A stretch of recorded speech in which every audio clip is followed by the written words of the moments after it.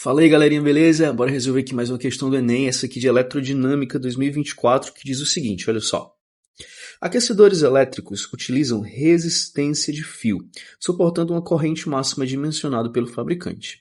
O dimensionamento original do circuito elétrico de um aquecedor, esquematizado na figura que está aqui embaixo, foi utilizado para provocar uma elevação de temperatura em um volume de água durante um determinado intervalo de tempo. Vou fazer uma pausa aqui. O que acontece? Ele vai usar o efeito Joule para converter energia elétrica em energia térmica e aí ele vai aquecer uma certa quantidade de água. É disso que ele está falando aqui. E para isso ele utilizou esse circuito elétrico aqui. Professor, efeito Joule, conversão de energia elétrica em energia térmica, beleza? Ok, continuando aqui a leitura. Caso se pretenda utilizar uma tensão de 250 volts, o circuito precisará ser redimensionado. O que é que significa isso, professor?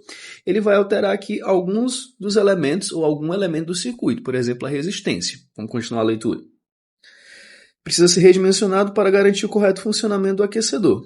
A corrente deve ser mantida, olha só, informação importantíssima.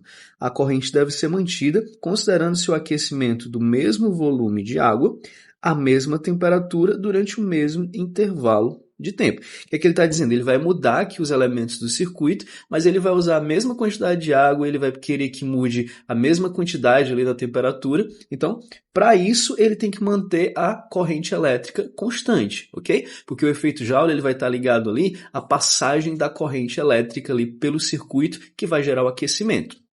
Ok. Nesse redimensionamento, deve-se acrescentar ao circuito um resistor de... Beleza, então olha só, ele tinha uma bateria aqui com certa voltagem, ele vai trocar por outra bateria de 250 volts, e aí ele quer que seja mantida essa mesma corrente aqui. Para início de conversa, vamos começar calculando qual era a voltagem inicial dessa bateria. Olha só, para a gente fazer isso, a gente vai usar a primeira lei de Ohm, U igual a R vezes I, nessa situação aqui inicial, tá bem? Então, U vai ser igual a R, que no caso aqui é 40, vezes I, que é 4 amperes. Fechou, 4 amperes aqui. Então, eu vou ter 40 vezes 4, 160 volts. Então, essa bateria aqui, inicialmente, ela é uma bateria de 160 volts, aqui pela primeira lei de Ohm. Ok. Só que ele vai trocar por uma de 250 e quer que seja mantida a mesma corrente. Portanto, se eu vou trocar a bateria e eu quero que seja mantida a mesma corrente, eu vou precisar achar o valor dessa resistência. Vamos fazer isso. Olha só. Agora, a nova voltagem, 250 volts, estou usando a mesma lei de Ohm aqui, tá bem? Igual a R vezes a corrente que deve ser mantida com 4. Ok, então R vai ser igual a 250 dividido para 4. Dividido para 2, 125, dividido para 2, 62,5. 62,5 ohms. Esse daqui é o novo valor de resistência, beleza? O novo valor de resistência. Percebe que esse valor de resistência ele é maior do que o que tínhamos antes. Para eu ter um valor de resistência equivalente maior, isso só vai acontecer quando eu ligar um resistor em série. Se eu ligar dois resistores, por exemplo, eu tenho esse de 40 e eu ligasse outro em paralelo, eu teria uma resistência equivalente menor do que 40. Então a única maneira de ter uma resistência equivalente maior do que esse valor que já está é ligando essa outra resistência em série, tá bem? É a única forma.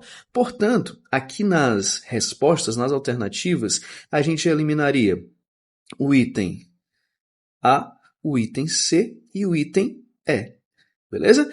As alternativas A, C e E. Então vai ser ou a B ou a D. Agora está muito fácil, porque se eu sei que essa nova resistência vai ser ligada em série, eu tenho que pensar qual o valor que eu vou somar aqui a 40 para o resultado ser 62,5.